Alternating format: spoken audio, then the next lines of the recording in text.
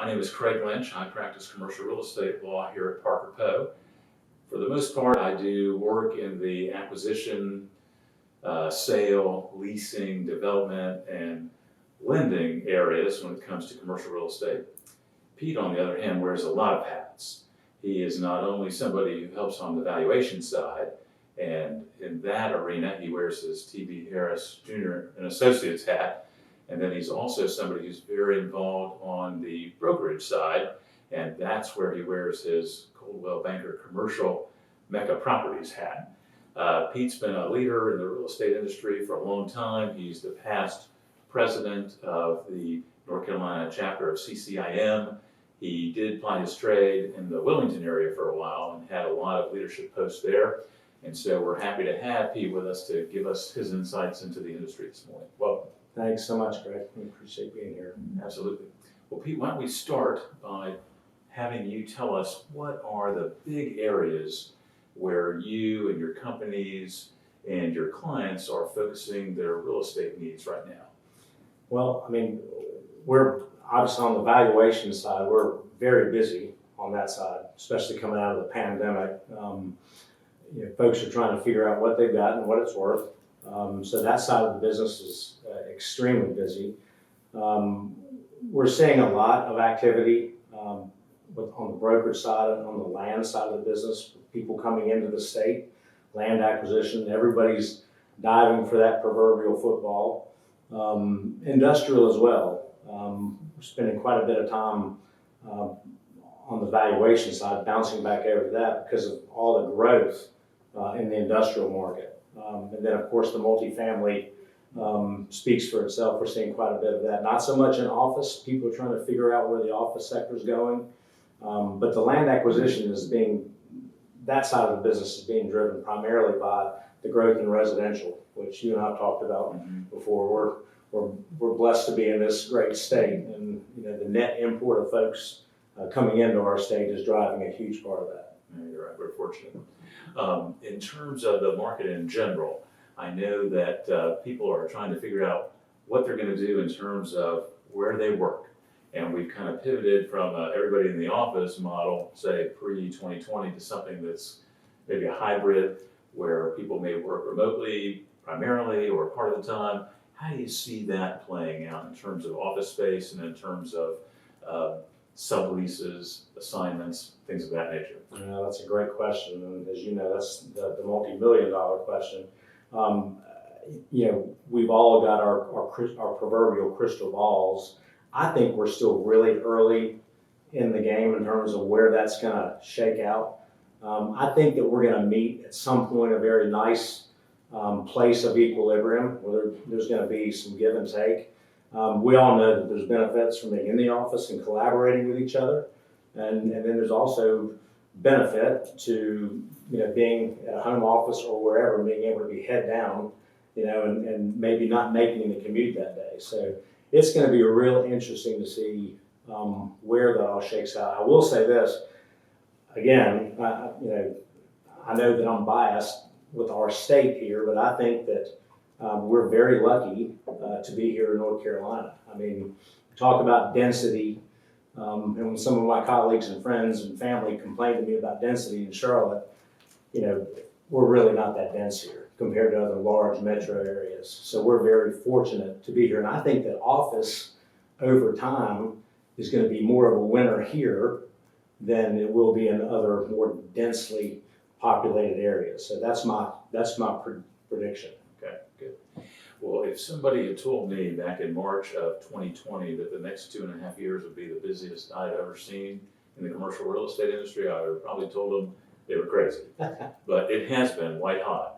And no matter whether you're talking about multifamily, office, retail, it's just been across the board. You hear a lot of things now about softening perhaps a dip into a recession. How do you see that playing out? What areas of the real estate market do you think would be impacted first if that were to occur? Well, we're definitely, seeing a slowdown on the residential side. And some folks say, Pete, you're a commercial person. Why do you concern yourself so much with the housing market? Well, as you know, as well as anybody, most of us in the commercial world know that housing is the engine, that ultimately drives the real estate train. So as housing goes, so goes the rest of us. So most of us do pay very close attention to what's happening in the housing market, and that's starting to slow across the board. But again, we're here in North Carolina, and we're fortunate in that it's not slowing as much as other segments of the country. We do concern ourselves with the office market and what's going to happen there. The industrial sector has been white hot, as you know, and we're starting to see a little bit of pullback in that. Some of it is just availability of land. There's huge demand for new warehouse and distribution space, and when I talk to my industrial market participants, that's a challenge. So we're starting to see a little bit of a slowdown. There's a lot of comparison between 2008 and what we're going through now in terms of people trying to project on where we're going, but I don't think we're going to see that level of pain, compared to that era of time.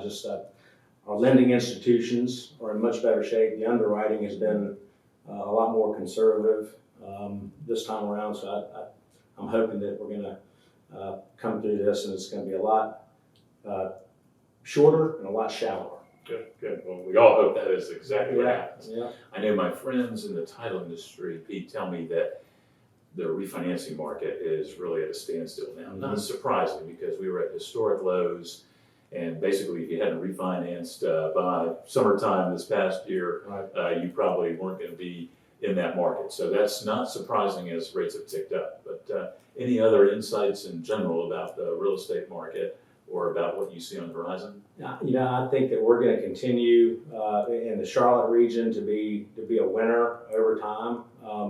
As you know, we in this state got ranked #1 for the first time ever in CNBC's polling of #1 states in the country to do business in.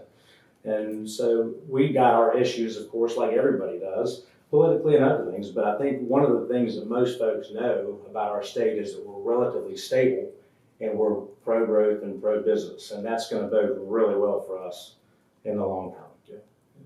Well, not only is Pete a guy who likes golf, he likes the Carolina Panthers, he obviously is somebody who does a lot of great stuff in the real estate industry, but he's also an author. And he's written a book called Endurance Real Estate. And on the cover it says, because real estate and life are endurance sports. So, Pete, why don't you tell us a little bit about this book and about how all of us in the real estate world can make sure that we're doing great work, but that we also have good lives outside of work. Well, I appreciate you mentioning that, Greg. I mean, that was a labor of love. It started out as what I call my chronicle for my sons. My if dad got hit by a bus document. I started out trying to put my 30 years of the Fortune 500 stuff and the real estate thing together. And then some friends and family got wind of what I was doing and said, hey, some other small business owners or company owners or practitioners might benefit. So it kind of expanded from there. So many people have given to me over the course of my career. In the book, I talk about this acronym I call TWO: time, experience, and wisdom. And to me, that's one of the greatest gifts people have given to me over the course of my lifetime and my career. And that's certainly something I'm hoping to do, with the book. So it's been a blessing and a lot of fun. And it's all about crossing finish lines and working together and helping others cross finish lines.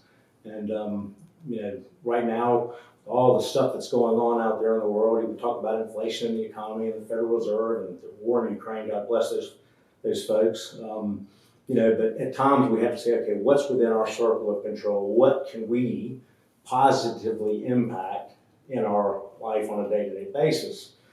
And so that's what I tell friends and family right now, and colleagues and clients, is focus on your circle of control, no matter what's going on.